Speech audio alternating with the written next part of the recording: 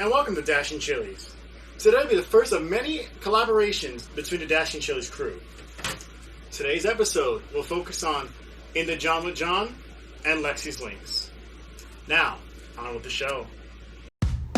This is a Dashing Chilies production.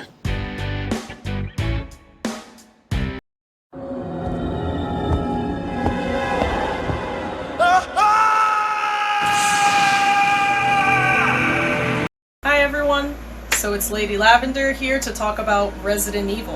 On March 22nd, 1996, Capcom and horror mastermind Shinji Mikami would release a juggernaut in the industry. That juggernaut known as Resident Evil, a series that will release countless sequels, with many other followers trying to fit into their shoes with the evolution of gaming that was emerging back in the mid-90s. So, this series would define an entire generation of monsters, jump scares, and of course Jill sandwiches. So stay tuned as we welcome you into the survival horror. We welcome you into the world of Resident Evil.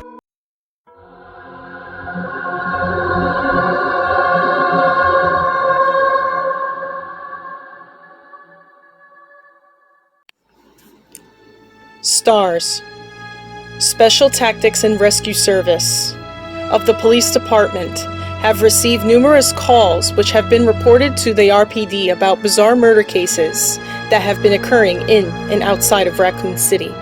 According to the reports, victims were apparently eaten. In the beginning, the calls were put off as mere jokes, but as the calls increased, the citizens of Raccoon City decreased. The RPD decides to send in the STARS Bravo unit, who have suddenly gone silent since reaching the Arklay Mountains. It is then decided that Alpha Team will head in to find Bravo and discover what's going on. Guys, look out! There's something weird over. Stay behind me, guys.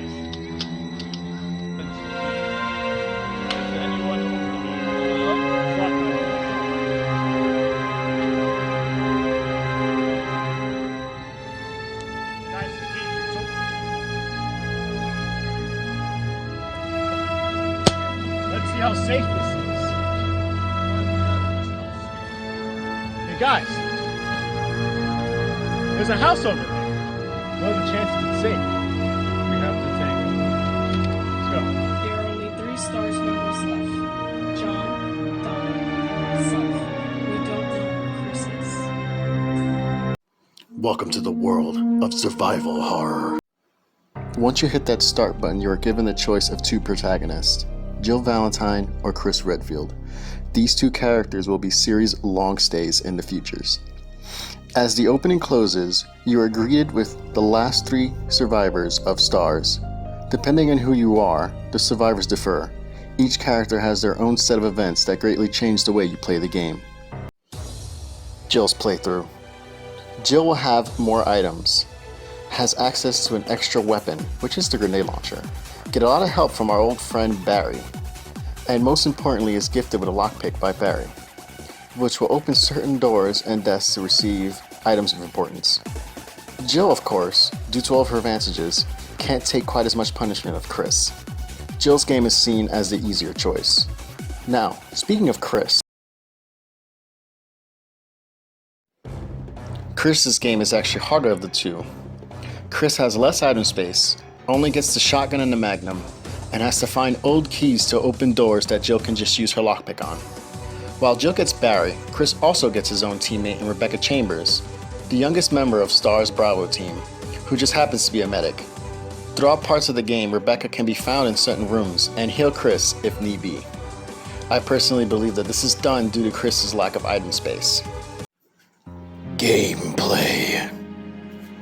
Once you gain control of your character of choice, Wesker, who is the captain of STARS, sends you to check the dining room. It is here that you meet the first of many abominations throughout the mansion. As you progress, you will solve puzzles, unlock new areas, and find a great number of struggles throughout the Arklay Mountains. The story also begins to open up greatly throughout your progress. You'll have run-ins with Bravo, which one of the meetings is arguably the funniest in the game due to the voice acting. You find out that the mansion is actually a secret Umbrella test lab, which becomes a trope for the series. You and your team were sent in by your own captain, who is secretly Umbrella scientists, so he can get combat data for the biological weapons Umbrella has created.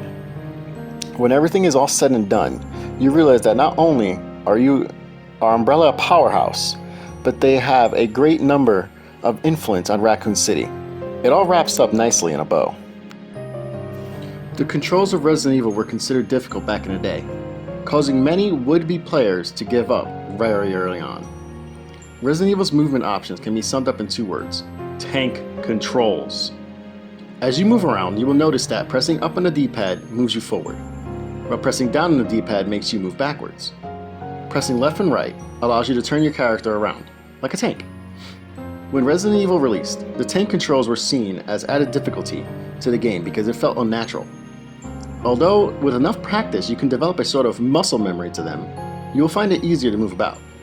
The shooting controls in the game, depending on what version you have, can also be seen as a handicap for new players. I played the director's cut for this video, which has a lock-on feature for shooting enemies. This means if I press R1, you will automatically aim at enemies in your sight.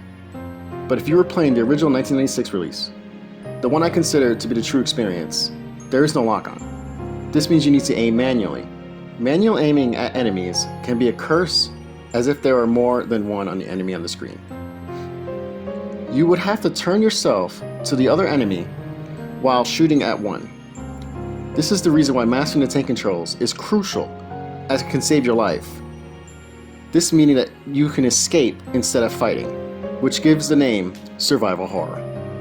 Resident Evil gives you a very limited amount of health, ammo to survive the nightmare. As you play, you'll have to make tactical decisions about how to deal with situations. This goes double for Chris, as he gets less stuff compared to Jill. Resident Evil enemies are also known as bullet sponges. You have to think, do I kill this zombie, or do I save my ammo for a more powerful enemy later? Running away, for the most part, is arguably the best course of action. Ammo should only be used in dangerous situations. With enough time and patience, you can find that Resident Evil's controls aren't as bad as people make them out to be. Resident Evil is also considered a get-good game. You're almost a Jill sandwich. Okay, I want to get the elephant out of the room. One of the biggest reasons why Resident Evil still holds a part of my heart to this day is due to the hilariously bad voice acting. My god, dude, the voice acting in this game is so bad, but it's that kind of Street Fighter the movie bad. Landing in a character where it's so bad, it's good. Let's take a look at some of this voice acting, and you can judge it for yourself. What's going on? Any clues? No, but something's wrong with this house. Whoa! This hall is dangerous. Maybe it's better to secure our escape route first. Whoa! What is it? What? Oh! Oh no! Sorry. Richard, what happened? Oh, Jill, this house is dangerous. There are terrible demons. Ouch! Just take a look at this.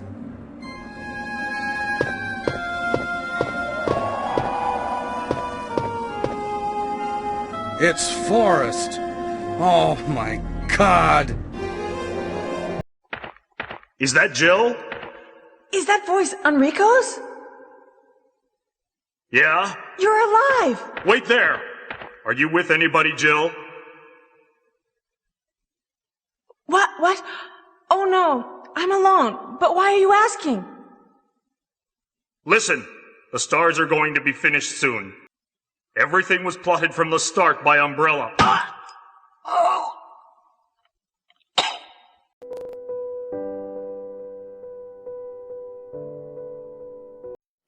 Jill, you did a fine job. When it's all said and done, Resident Evil's Director's Cut has some goodies for you, making you go through the struggles at the end. To unlock the Infinite Walker Launcher, for example, all you have to do is defeat the game in under 3 hours, which, believe me, is harder said than done. But there's a couple of costumes you can unlock as well. These bring added replay value to the game.